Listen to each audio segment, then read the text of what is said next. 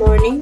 Last night at 6:21, teacher drove to Cebu City, rattling homes, shaking buildings, and sending residents rushing into the streets.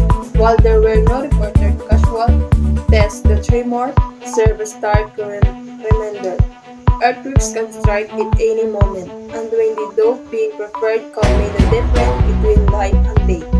So, what you should do right now to get ready? First, know your risks. Check if your home. Make sure your home has flat hills.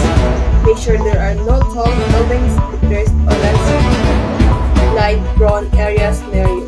If there are consider moving to a safer place, always be prepared. Keep checking the news and make sure everyone is a safe spot.